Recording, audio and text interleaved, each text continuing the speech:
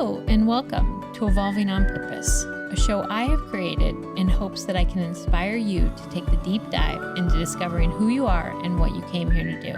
Each week, I will have on individuals to share their unique journey to self-discovery and where their purpose is taking them. I will also do solo episodes to share what I am currently learning, practicing, or even just contemplating. So come on, what are you waiting for? Join me in Evolving on Purpose.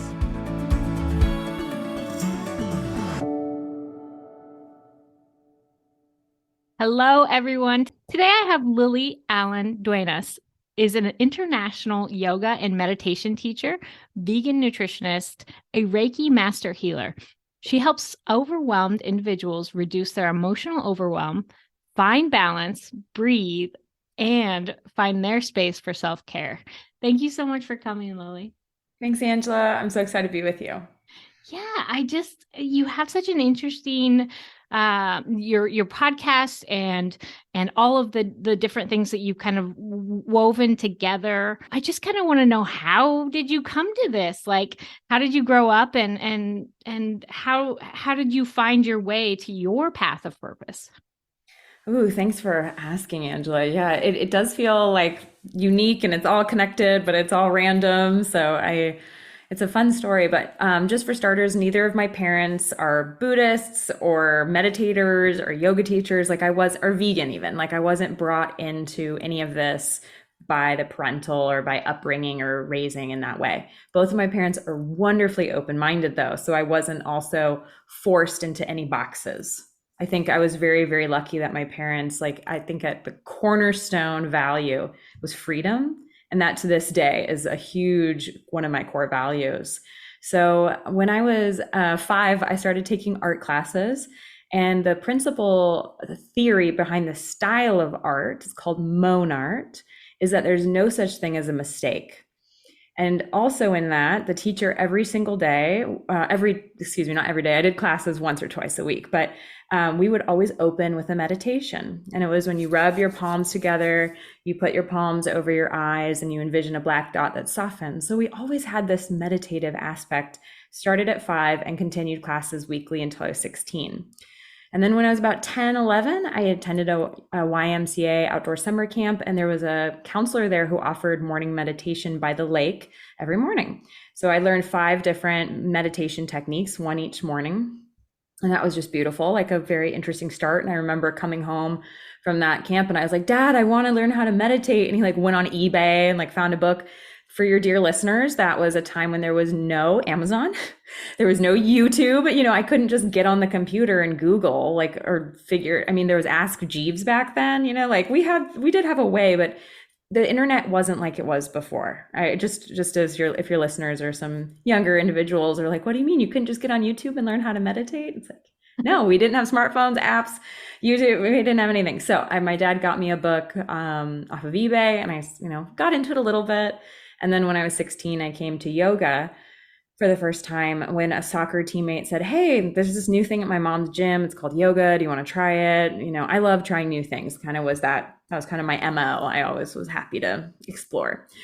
But I also, just kind of immediately walked into that room. Within 2 minutes, I felt like, whoa, like something I was remembering that I'd forgotten, that it just so aligned with this busy mind I always had and still have. I feel like that is why I was gravitating towards meditation and yoga and practices of definitely silence. That was a huge part of my upbringing as well. I grew up in the mountains and, no neighbors. You could scream at the top of your lungs, no problems, very kind of rural. But I always had silence. I always walked alone in the woods every day. I had little rituals. I just felt very in tune with observing my mind and the patterns because I was alone so much. I'm not an only child, for those who maybe hear that. And oh, well, yeah, you're alone if you're in a mountain house by yourself. I have a younger brother and we're very close, but I got into it I think all these things came together and made me very curious. And then when I went off to college, I started practicing yoga and meditation very, very, very regularly. And then when I was working in marketing after graduating and I started to feel burnout again, before the phrase burnout existed, we did not say that back then, but I felt it. And I'd spent a year kind of asking my inner voice, inner wisdom, being really quiet so I could listen, especially in Shavasana after a yoga practice.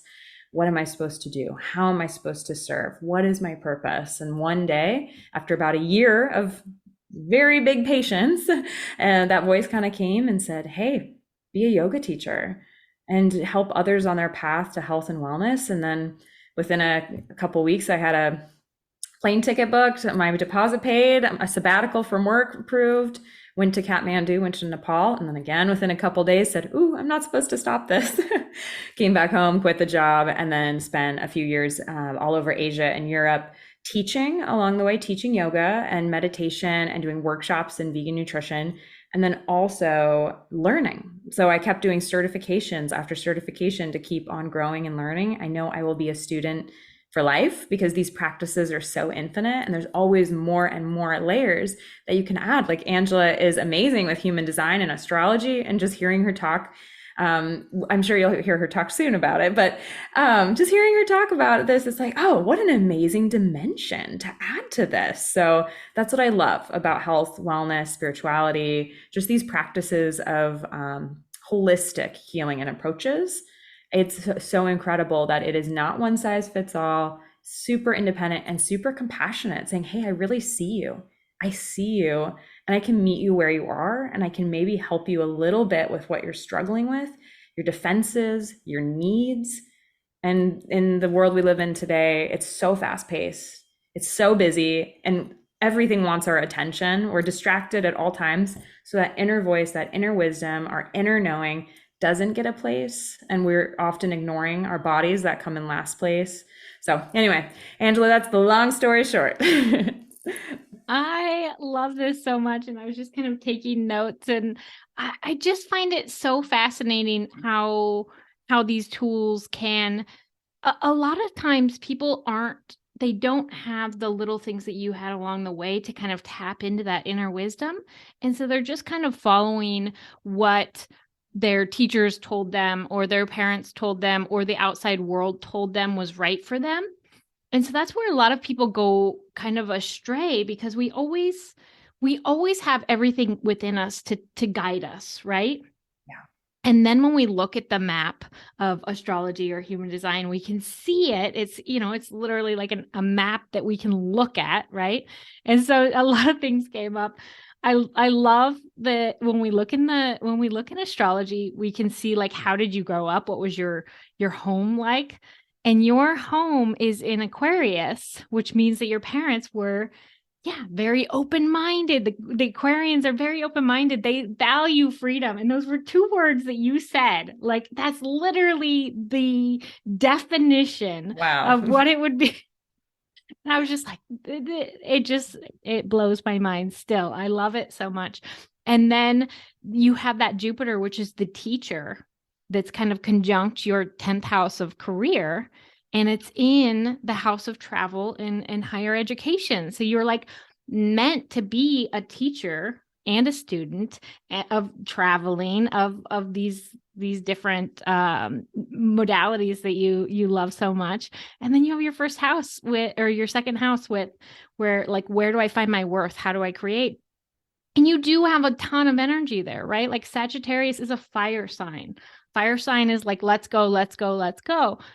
But you have all this balance that you found in meditation and yoga. And so you're the perfect teacher to teach these busy people with these busy minds how to slow down, how to make this.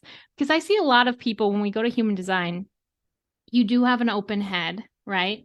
So that puts a lot of pressure, right? Like a lot of pressure to know and think, and a lot of, do I know enough? Am I enough? Like a lot of pressure there. And then that 61 that kind of hangs there is just like this. I just call it like the loop. It's always working on something. It's a very busy, but it loves silence.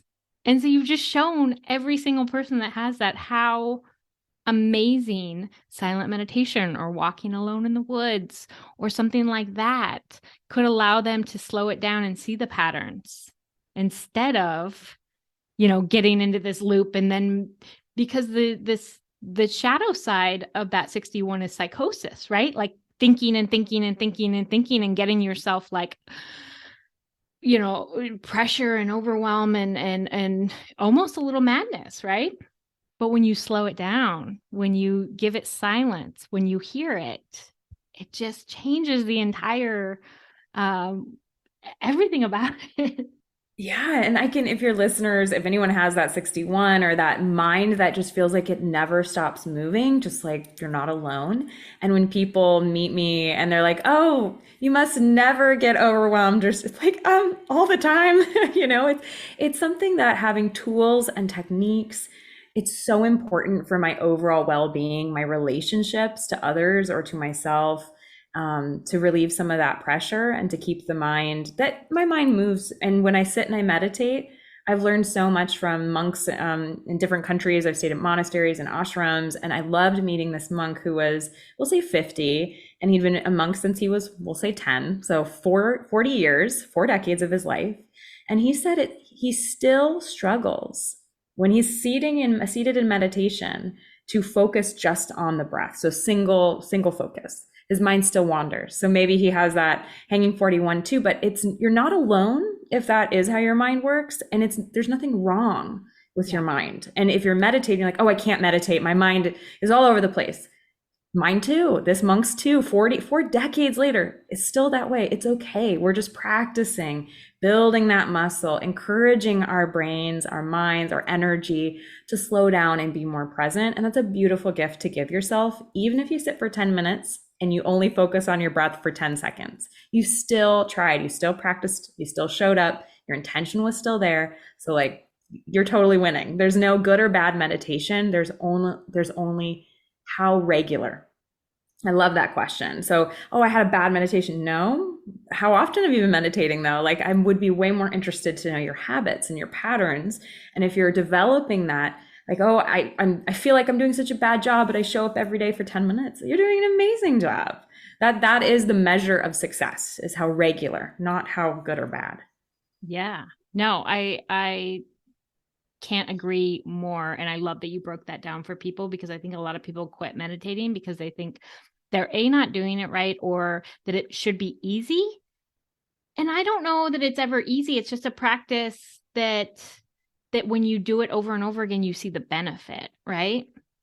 And yeah, I meditate a lot, and my mind gets more creative when I'm meditating. So usually I'll try to put like some sound singing bowls or something to, like, if those can get loud enough, I can kind of quiet. But for somebody that has that individual line there in the head, the silent meditation is really, really good for them. But I love that you pointed out that doesn't necessarily mean you're not thinking. Mm-hmm. Yeah, because that's the design of a thinker. Like, you're always going to be thinking, but are you giving it some silence? Are you giving it that moment? And it should feel a little bit almost like taking a breath. When you're giving it that silence, it should give you a little bit of relief, right?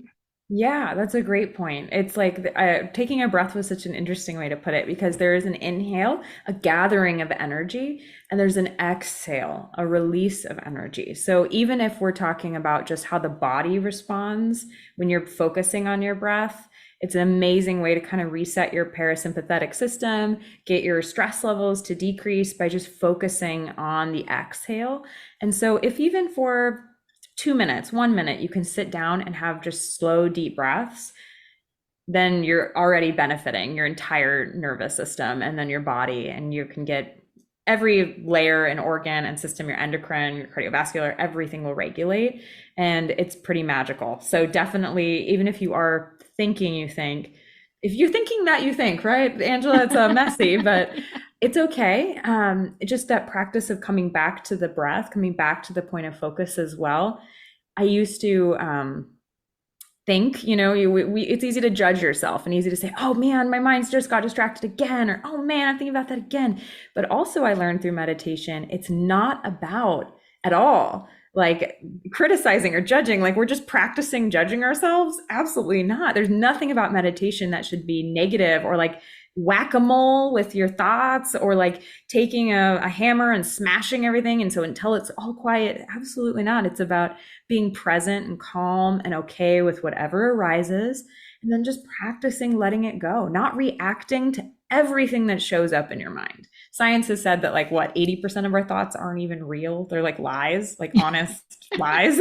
And so it's like, oh great. We're so anyway, it's just something to think about, that you're not doing it wrong. Your thinking isn't bad. It's natural. It's what your body and mind does. And then just developing that the muscle, the experience of just compassion to allow whatever arises to be there. And through practice, I promise you, you will bring that more off the meditation cushion or your yoga mat. You'll bring that into your time in front of your computer or your time sitting across from your partner. Like just that okayness, whatever comes. It'll give you more pause, a little bit more breathing room, to have space around some things that make you feel tense. So totally love it. Yeah, there's this book, and I reference it all the time, and then I always forget it when I'm on a podcast and I have to. So I'll put it in the show notes. But it just talks about loving whatever is. Oh, radical acceptance is the book. By Tara Brach. Yeah. Yes. I love her meditations too, but I used to have such bad anxiety, and I literally haven't had a full-on panic attack since I read her book, because it's this radical acceptance of what is. Even if I get that triggered feeling like I'm going to have a panic attack or that overwhelm, instead of letting it spiral into what if, it's like breathing into the now of what is. And that acceptance. And just like you said, you can bring that into every area of your life. And it's like accepting your husband, accepting your kids, accepting I'm on the soccer field with other moms all the time. And, it's like accepting every single thing as it is. Right. And I just love that point. And then have you heard that you brought up, and I always forget about this, but when I first learned meditation, they talked about how you could envision you're sitting there watching like a busy street, and the cars are driving by, and the cars are your thoughts. And you don't run and like try to grab the car and like grab it and hold on to it. You just kind of like watch it go by, or, clouds in the sky or whatever. And I think that's I forgot all about that until you were talking, but that's such a beautiful metaphor too for thoughts, right? They're always there. But it's like, are you attaching to them? Are you? Yeah, I love that. That's a great thing to remember. And I also enjoy the metaphor of if you're on a train and you have a really heavy duffel bag, a backpack, like you have all these heavy things you're holding. Do you want to ride that train for an hour, for 4 hours, or however long, holding all those on your body? Or are you okay to just set them down and know if you need to pick that back up a little later, you can pick it up. It's okay. It'll be there. No worries. And I think that's just a good reminder too, that you don't have to grip so tightly onto everything that is so heavy. Yeah. No, that's so many beautiful metaphors there. So now can we kind of move into some of the other, because you have all this meditation experience, right? And do you teach meditation also? Yeah, I teach meditation, yes. And I know Angela and I haven't mentioned it verbally on the podcast, but I have done a few silent meditation retreats that are called Vipassanas. So I've done an S.N. Goenka Vipassana in Sri Lanka. And he's kind of the father of this Vipassana style meditation. And what's amazing about it is there's these retreat centers all over the entire world. They're in the US. We got one in Wisconsin. I think we got one in Ohio here in the Midwest. There's tons in California. If you're on the coast, you're covered. But it's beautiful that these retreat centers exist because they're entirely free. You get to show up, stay for 10 days. You get fed. You get a private room often, totally free. There's an option at the end to donate so that you can kind of pay it forward. If someone else would like to come, you contribute for that. But I think that it's an amazing opportunity if your listeners are curious, and if they want the link to that, because can be hard to find, just send me a DM at Wild Yoga Tribe or reach out. I'm totally here for that. But what's great is that these centers are free. And that's what S.N. Goenka did. And he passed away in 1990. And he, in the 70s and 80s, did a lot of meditations with prisoners. And then he helped got funding to build these centers. So it's amazing. So yeah, can you tell us about that experience though? Like your first silent meditation, because people probably feel like that could be overwhelming, or what came up for you? What did you get out of it? How did it feel while you were there? Great. Yeah, I will preface that it wasn't my first. My first one was in Thailand, and it was a 10-day forest monastery retreat with a bunch of monks. So that one was what it was a great kind of starter point because I knew I wanted to do this full blown one because you were allowed to, you had a choice to speak or not to speak, and you only sat in seated meditation, I think for maybe 3 hours a day, and you did walking meditation for one, and then a lot of Dharma talks and a lot of seva. So when it comes to the SN Koenka, you are going to not be able to look at anyone in the eyes. You're not able to speak. You're not able to read or write or have a phone or a book or nothing, no paper, no pen, absolutely nothing. And then it's 10 days where you meditate 10 hours a day, seated. So that's 100 hours in 10 days. So yes, this was my first big one. And that was very, very intense. And your listeners are right that it is uncomfortable. It is intimidating. It is scary. It is a huge endeavor to do. But it's like a crucible or a rice cooker. Like things just cook real fast, when you're 10 hours a day and you're completely isolated. That isolation and that repetition of showing up and that no distractions. I think that's one of the worst things our generations are really facing is constant distraction. So you're not facing anything. Or do you really see yourself or hear yourself? Or it's sad, I think, how disconnected we are from who we are and what we think and how we feel because we're never in a state where we can actually hear that or feel that. So when you show up to this meditation retreat and as the days go by, you start to really see yourself very clearly, your habits, your mental patterns, conditioning. What are you grabbing and holding towards you when you feel really uncomfortable? So it's called grasping. And what are you pushing away from you when you feel discomfort and fear? So that idea of like pulling and pushing or grasping and what's the other word from grasping? It's like a Buddhist term, but avoiding, I can't think of it right now, but essentially those habits are very interesting to understand and to have this transformational kind of click, click, click, click, click, click, click of your brain where you're like, oh, I do that. Oh, that's something that happened. Oh, I need this. Oh, I thought I need that. I'm just in a state of fear for that. And it's just amazing how much you get to really know yourself. And you are developing this muscle of meditation as well, of coming back to the breath, coming back to your sensations in your body that arise, body scanning. You learn so many techniques and tools.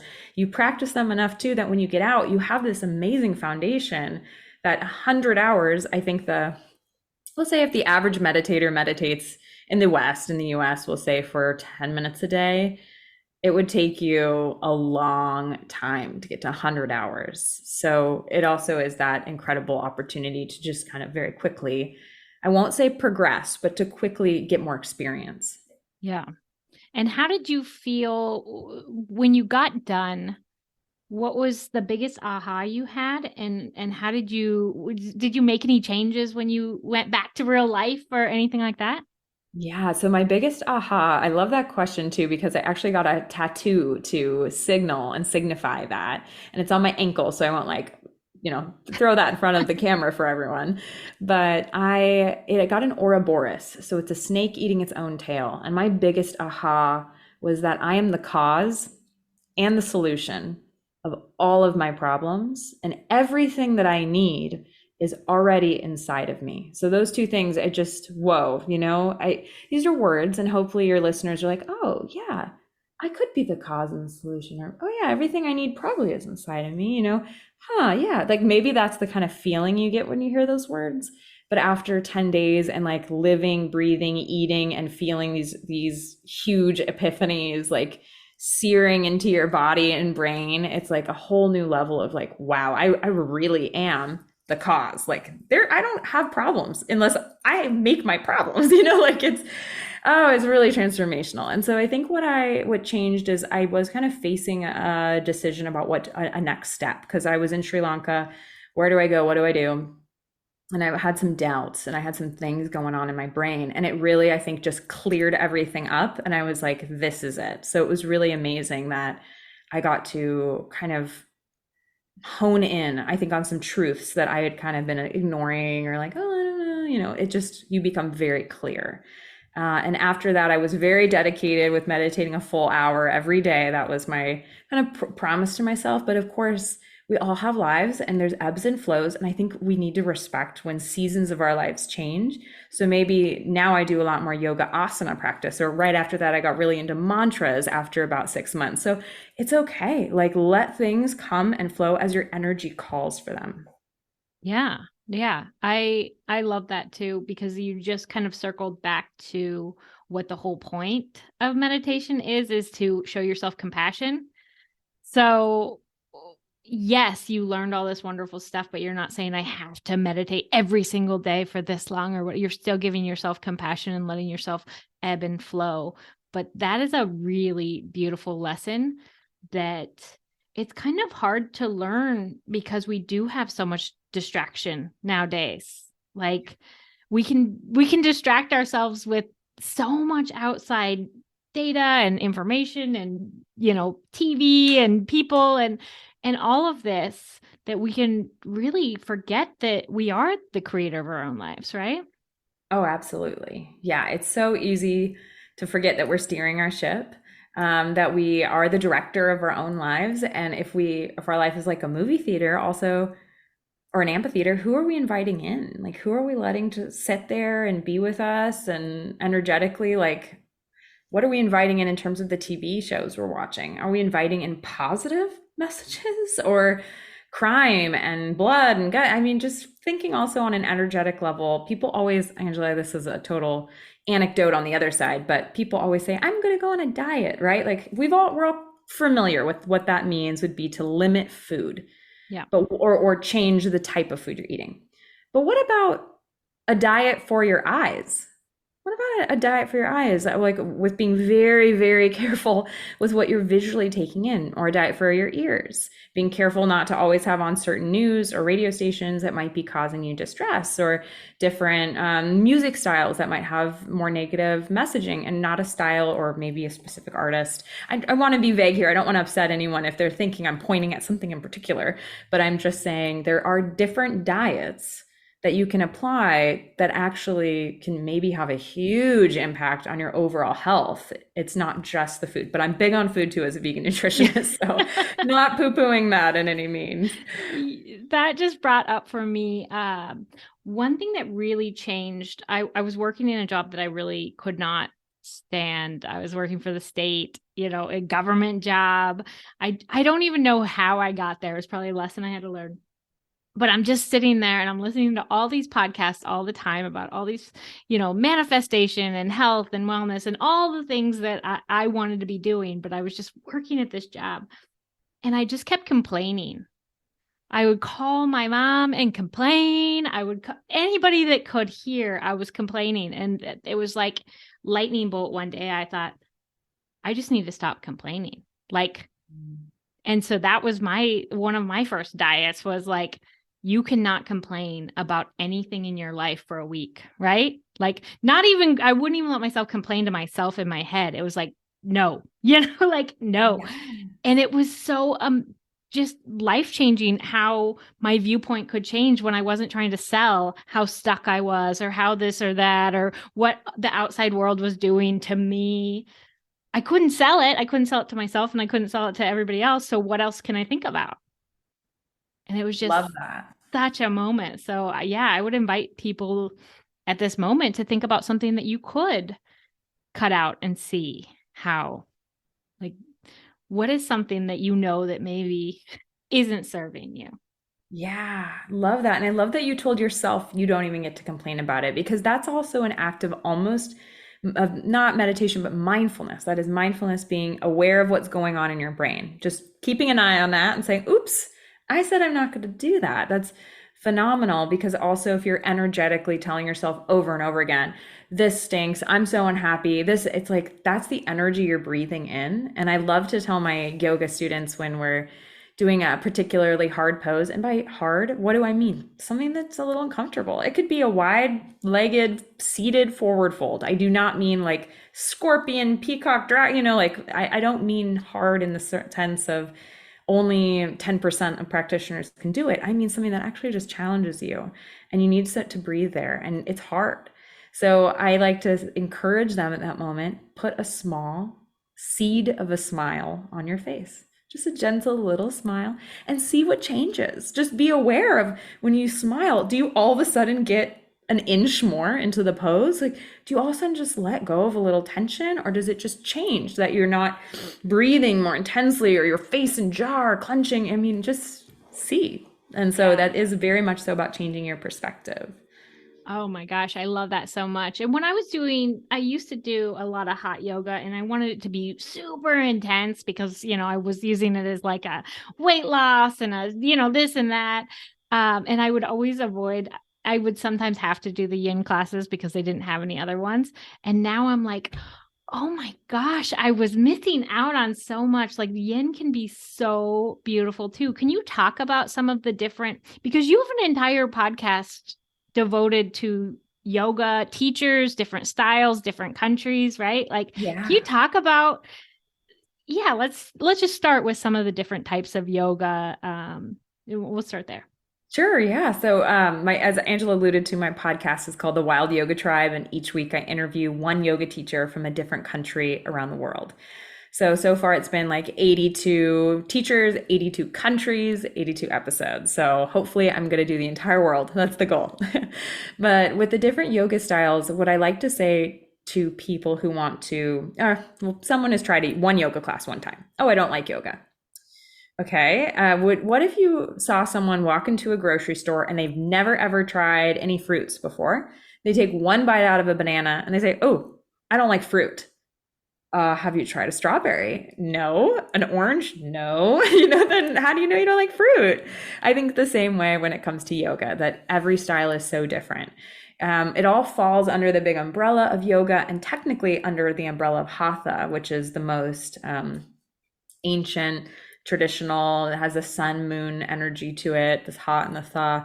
So yes, there is these big branches, but of course it's been shifted and shaped over the hundreds of years, thousands of years it's been around, but particularly in the last, we'll say 100 years, there has been quite a few different developments. So vinyasa will be vinyasa. This translates to put or to place in a special way.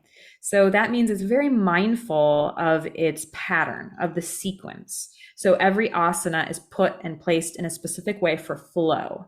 So mainly people think of vinyasa as those one inhale warrior one exhale warrior, revolved warrior, one exhale extended side angle. These very one breath to movement flows. It's usually faster paced.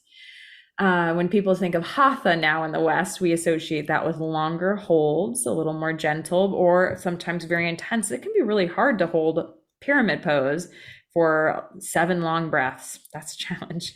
Hot yoga is when yoga is practiced at a certain temperature. Bikram was the name of this, but that is someone who is no longer holds respect in the yoga community. There's a Netflix documentary on him if you wish to get into that. But with the hot yoga, it's a set series, so you're never ever surprised about what you're going to do when you show up. You know exactly. We'll say 21. I'm not positive on the number. It depends if you do 60 or 90, but there's a set poses, 21, and it's always A pose, B pose, C pose, D pose. It never changes. So with that, it's nice that it has repetition and high heat. The studio that's close to me, it's at 99 degrees with about 40% humidity, but that can go up to 104 with even higher humidity. So hot room indeed. Yin yoga is very, very passive and gentle, and you're pretty much on your mat the whole time. And what I mean by that is usually seated or lying down. There's only a couple poses in which you would stand, but it would just be like a forward fold, something so gentle. So when I say you're going to hold one pose for 1 minute to 5 minutes, like I could never hold warrior pose for 5 minutes. It's not warrior pose. You'll be holding cow's face, also called shoelace pose. Just these gentle seated asanas, and the goal is to get into the connective tissues around your joints. Then there's restorative yoga, which is very similar to yin. But restorative is there should never be even the teeniest amount of discomfort. So it's great for people who are coming out of surgeries or have had, joint replacements, and you're to use a million props. So all of the blocks and straps and pillows and blankets to be fully supportive. So if I say butterfly pose, no part of your body, of your legs would be in the air. no part. Everything would have blocks and pillows underneath it to support it. Ashtanga, super athletic, super fast paced, again, set series. There's a primary, secondary, and third series in that. And that was, it's very intense. And there's the Mysore style. It's kind of Mysore, India. And Mysore means the teacher is not teaching you. It's a memorized sequence. So you should have the sequence memorized. Everyone shows up and then they breathe and through the movements. And everyone's at a different place in the room doing different parts of the sequence, but everyone completes the whole sequence. So I've just gone through a few, Angela. There's quite a laundry list, but I think your listeners probably get that, oh, yin yoga is when you just kind of very passively hold 1 to 5 minutes.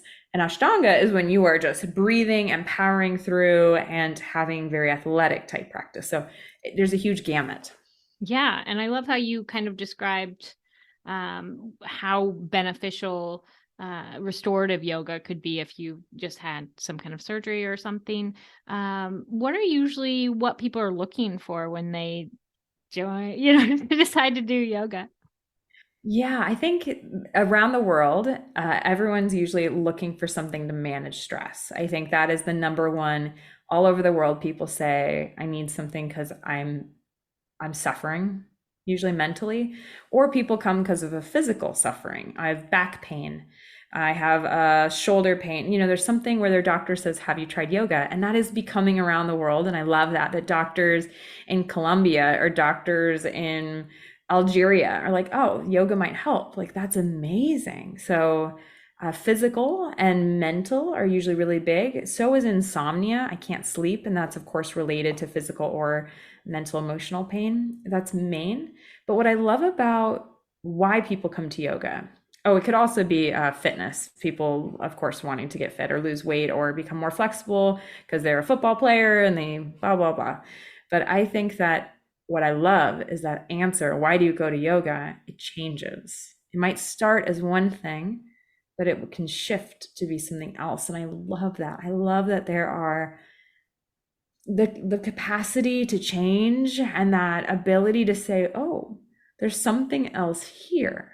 You think it's just I'm bendy and I'm flexible, or you look at it and go, oh, that's so easy. And then you try it and you're like, oh, that's so hard. And then you keep going and you're like, whoa, now I feel like I'm more X, or I'm gaining Y, or I'm changing Z. Like, it is amazing how yoga changes over time. That I love that for people. Yeah. And I do love, I always am trying to like push people towards something that they think is like, oh, it's mainstream and it's easy. Like I'll just go to a yoga class, and then they learn in Shavasana, like how to kind of like surrender these little tools that they don't even know that they're being introduced to. Right.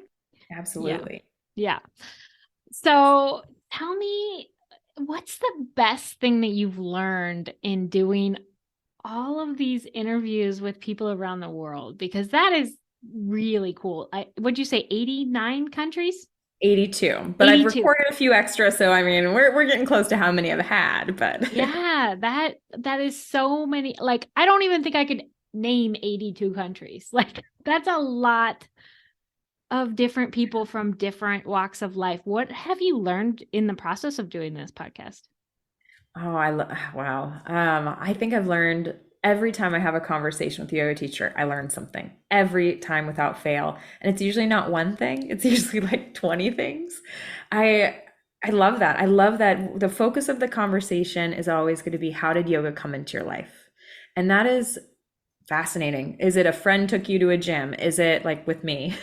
Or is it there was a yoga house across the street from you, and they offered children's yoga and you started doing yoga at age 6? Or did your mom practice yoga like in Barbados, and then you started performing yoga when you were a teenager at hotels for tourists? Like, whoa, and that back in like the 70s or 80s. But there's just so many different paths to yoga, and I love hearing how that comes up for people. And then there's different philosophies and methodologies. So I also just think it's fascinating to kind of learn, what styles do you practice? Who are your teachers? What do you think is important for a teacher to transmit to their students? Or what do you think it's important as a student of yoga for you as a teacher to be practicing or honing in on or developing? Like, all of these different things as well about the yamas and niyamas and just the other elements of yoga, because we've been talking a lot about yoga asana, like the physical poses, but there's the other branches of self-study, of concentration, of breath work. And so there's so many different elements and aspects that you can really be working on or working towards. Love it. And then we also always will talk about what's yoga like in your country. Was it popular 10 years ago, 20 years ago? And just hearing their stories, like I thought it was pretty incredible. In Azerbaijan, they used to burn any book that had to do with anything alternative or holistic, and all the books were very illegal to have. And I was like, you couldn't find a yoga book in the 90s? And no, they were burned. It was like, whoa, just something I never thought. Or in Mexico, in a small town, when a yoga teacher shows up and they call her a witch, they think she's a bruja. And I would never have thought a yoga teacher would be called a witch. Or in certain countries, they would be called a devil worshiper as well. There's just different things. I'm like, wow, illuminating, eye-opening. Also, what some yoga teachers have had to go through to find a teacher. There might not be a single teacher in their whole country, and they might have to say, I somehow came across this, somehow I have to learn it. And if they don't have like a lot of money or support, or they're not from a place that has a lot of, I don't know, easy flights to places where there might be teachers, it's just fascinating how much effort people have to go to find yoga, to get trained in yoga, to learn about yoga, when we just get to walk down the street or take our car 5 minutes and boom, yoga studio.